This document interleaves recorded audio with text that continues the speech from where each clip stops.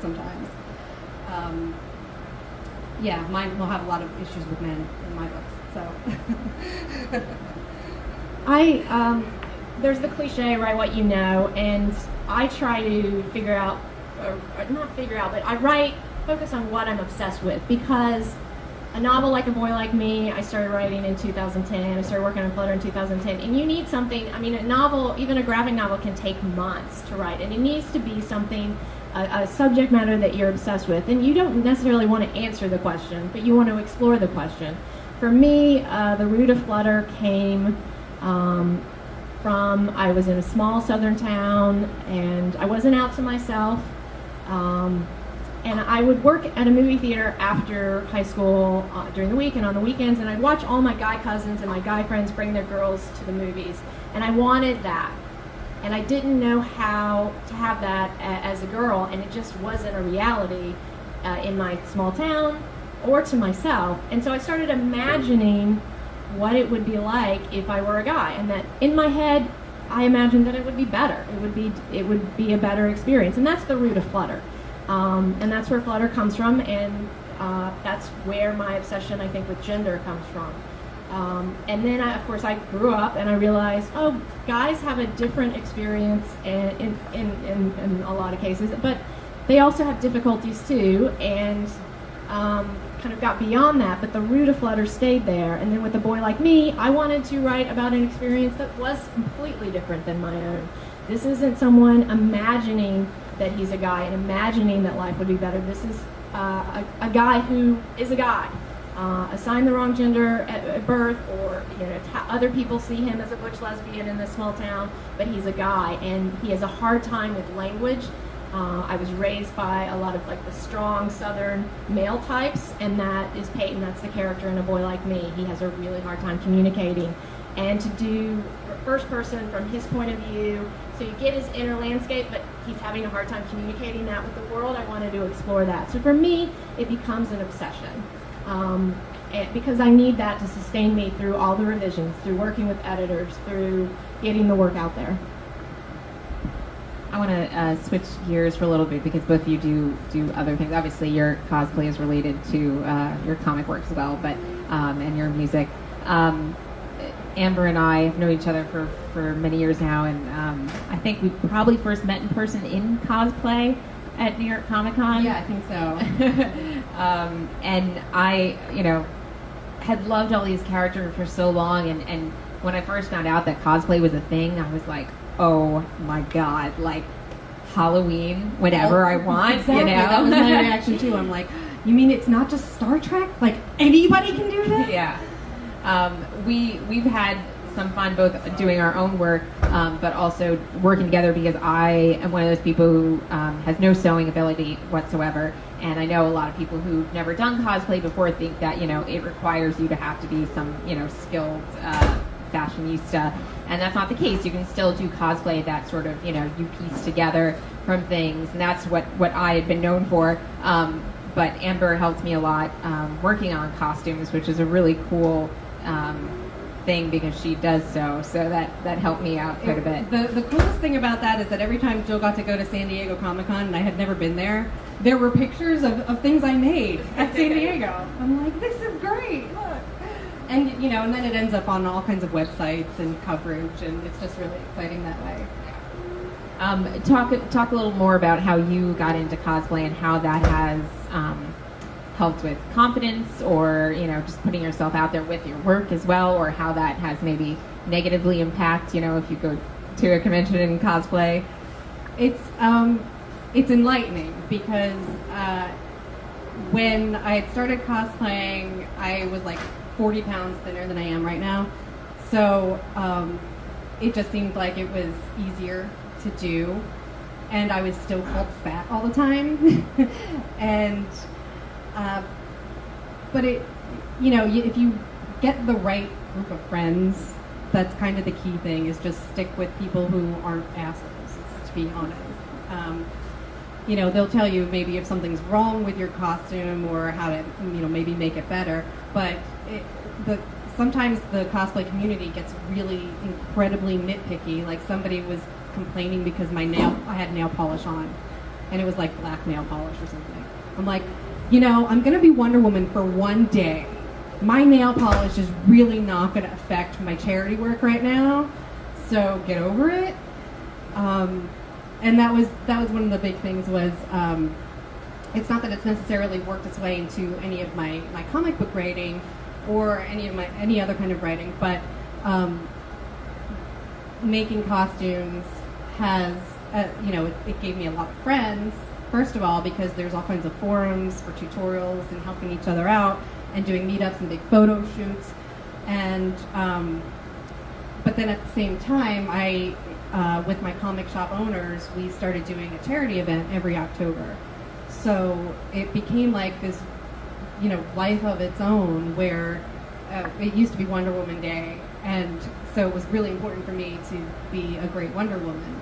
And I did a few different versions of her, and now it's like, it's just this whole big thing that's a 2-day event, and people come from Virginia and New York, and they come from, you know, from all over to be with us to help, you know, with this charity function, and it's all because of comics. And, you know, it's just a matter of how we're a bunch of weirdos, sometimes in spandex or, you know, plastic and whatever. And it wouldn't even be possible without the creators, because it's that particular event is an art auction, so we get original sketches from comic book artists and we auction them off. So it's, I mean, a true collaborative process in that it takes everybody. You know, publishers give us books and artists give us their sketches, and then we have the cosplayers come out, and even the gaming companies like WizKids and stuff like that will give us things to give away for raffles. So it's, you know, it makes a strange, small, little nerd community, and it's the safety of having a bubble, and you know that it's a safe place.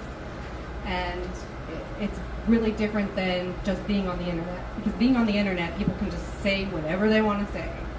But working with the 501st has been great too, because I'm not a member of the 501st, but they're like my favorite people in the world. If you don't know who they are, they're the stormtroopers that you see at events and the Jedis. They, so it's the Star Wars cosplay troops, and they're really specific to actually be in part of their chapter. They're really accurate with trying to make things look like they just came out of a Lucasfilm, and sometimes better. I mean, you know, it's just remarkable what they can do. So we have the most amazing chapter in New Jersey, and they come and they help us raise money. So it's just, you know, there are these really cool things, and if you can overlook the hate on the internet, you get those good experiences too. Can you talk a little about your music? Yeah, when I was in school in Chicago, I played in indie bands. The longest running one was a 3-piece all-girl band, and we were called Heather's Damage after the movie Heathers, which is still my favorite movie in the world. It's just never not going to be. And I think that just being in an indie band and having to book your own shows and make your own flyers and do email lists and do all of that stuff totally prepared me for working in indie comics. And getting, you know, just getting comics out there, getting the books out there, and in the choices that I made of not going into traditional publishing and not my own band. I you know, I've just been inspired by indie music. You know, bands like Slater-Kinney, who, oh my God, they do it right. In my book, they do it right. And I think to use them as an example in other formats is just the way to go. For me, it works for me. I'm not in a band right now. I miss the experience of playing live and that kind of collaboration. But again, that kind of collaboration prepared me for working with artists. I still write music, and I wrote a set of songs to go with A Boy Like Me from the point of view of the girl who loves Peyton, the protagonist. And so all the songs are from her point of view, and they're available for free on my website. And I'm going to work on another project that involves writing music soon too. So music is still a huge part of my life, and I love to not force it in, but if I can include it in any project I'm working on and it adds to the project, then I do. I want to know if there's any questions from the audience, because I want to make sure we leave time for that if there is any. Anyone? Yes, go for it. I have a question for Girl in Bands. Okay. What was the best gig you ever played? What was the worst, and what was the weirdest?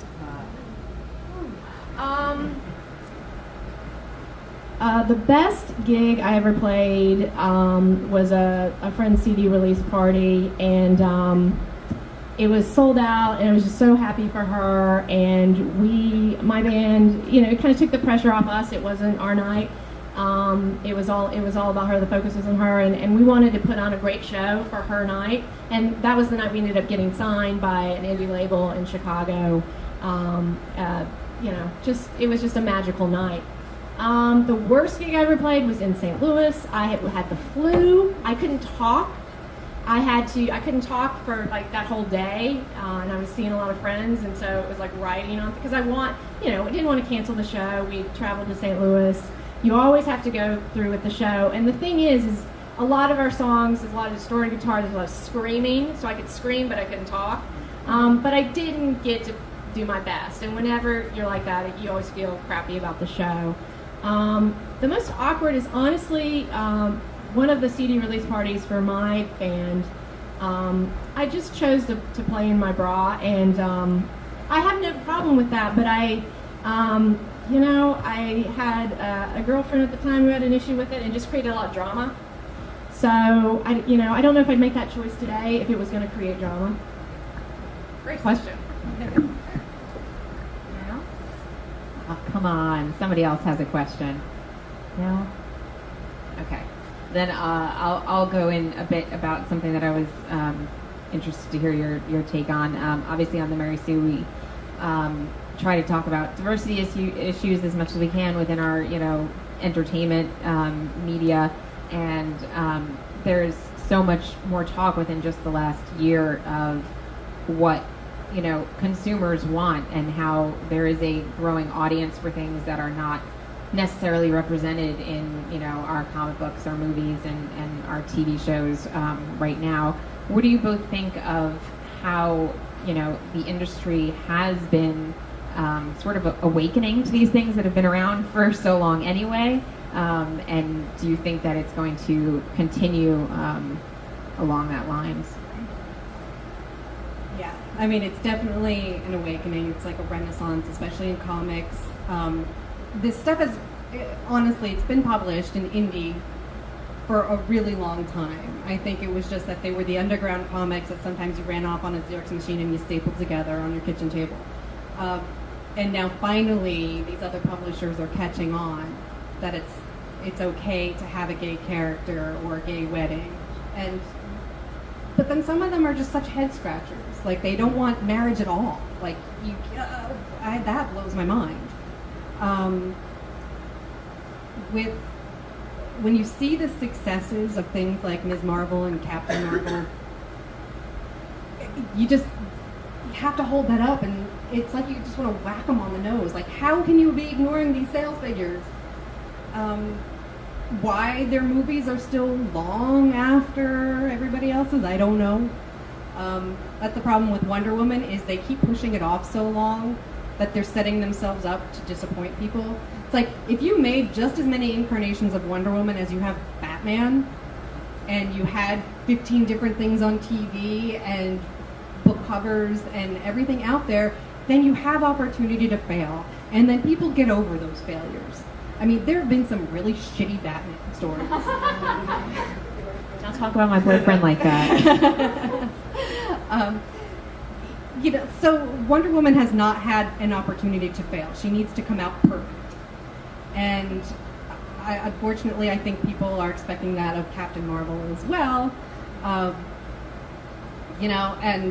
then you get into the casting issue, and, if you're over 23, you're too old. That's a whole nother story. It's okay if you're Iron Man. But diversity as far as other content goes, I think because pop culture and nerddom is now sort of its own big thing, like Comic-Con's not about comics anymore. When things like Sense8 come out on Netflix, and there's just, not to spoil it for you, but if you haven't gotten to episode 6, there's just a lot of naked sex and orgy things going on, and it's everybody. It's just everybody, every body. They have every color body. They do not have body diversity in any way, shape, or form. And I'm sorry, but fat people have sex too. You know, it's gonna happen. So when there's diversity, there's just a whole lot to talk about because you're talking races, you're talking genders. Luckily, there's more awareness of gender. Like we only had 2 boxes when I was growing up. It was either the M box or the F box. That's all there was. So I'm learning. It's a learning process for me. So if I'm going to include a character that's not going to fit into one of those boxes, I'm probably going to fuck it up. But I want the opportunity to make the mistake and get it right.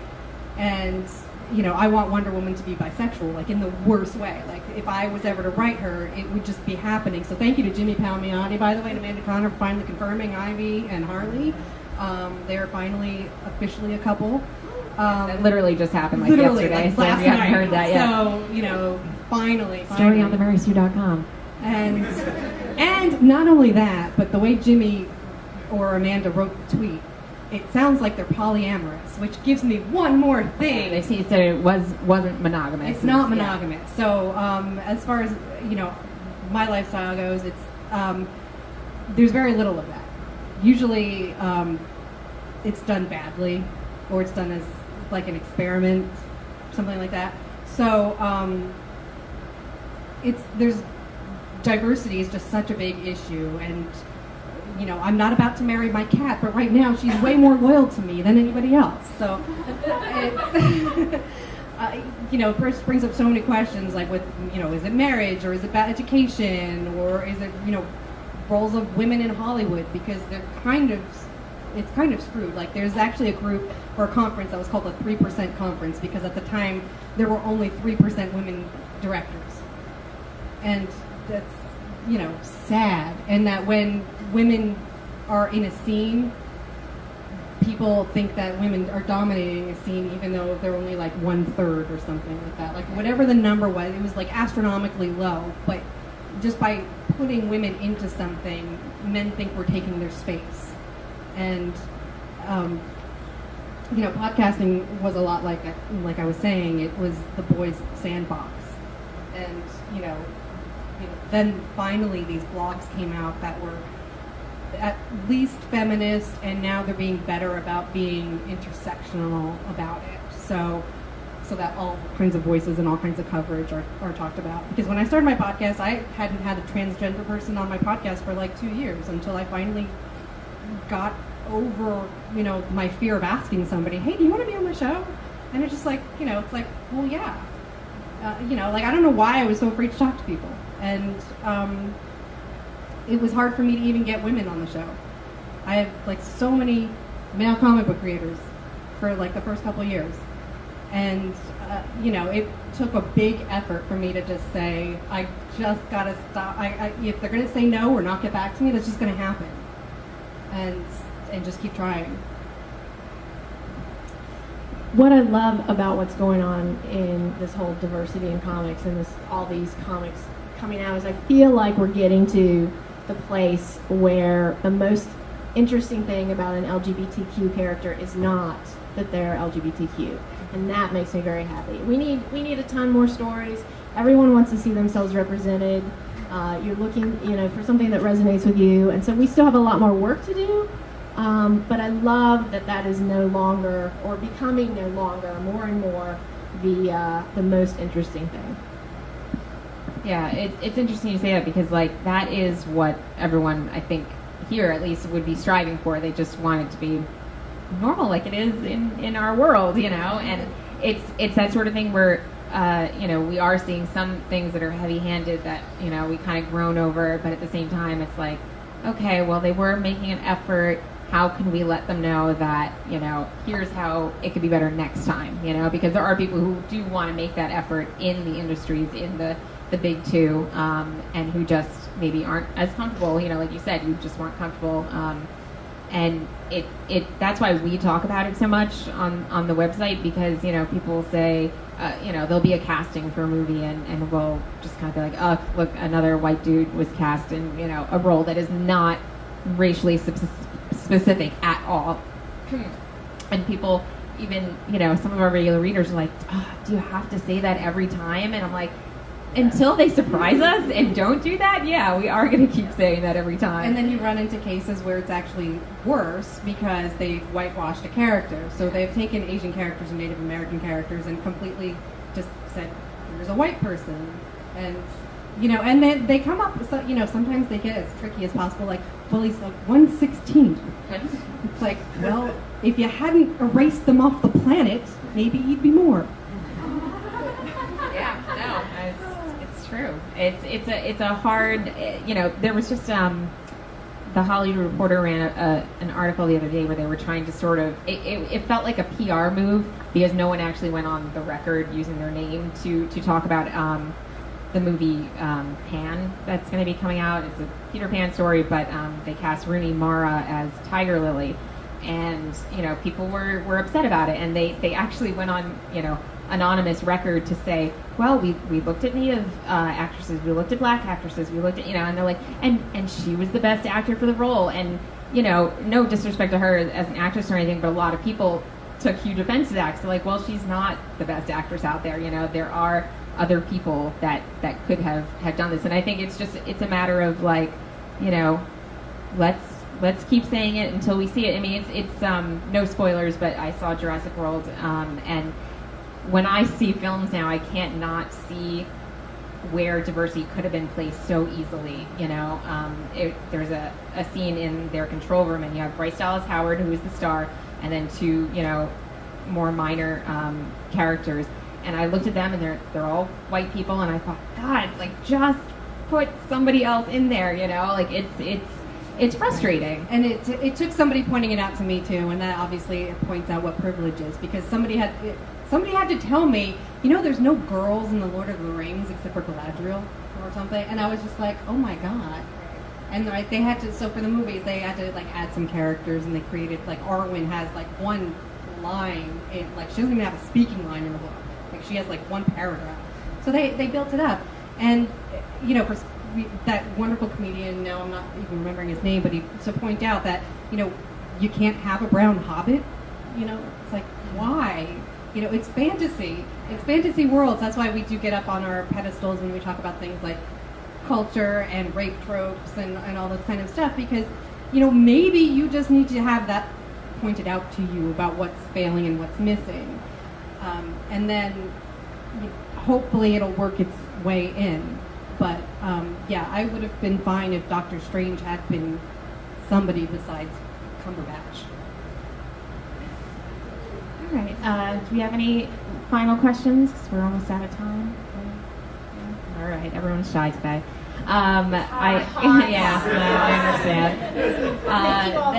Then, thank you so much. If you guys just want to let them know where they can find you online and find your work. My website is amberunmasked.com, and my show is Vodka O'Clock. It's also on iTunes and Stitcher. And I'm on Twitter at Elizabeth Amber. And basically, if you just go to the website, it has, like, I've signed up on every social media thing that exists, but unfortunately most of them really suck. So mostly, of all places, I'm going to be on Twitter.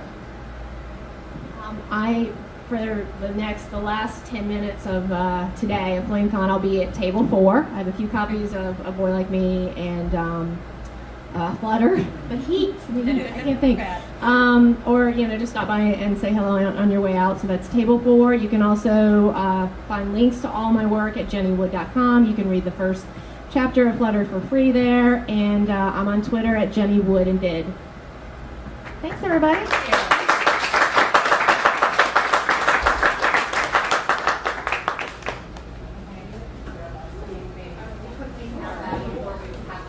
Okay.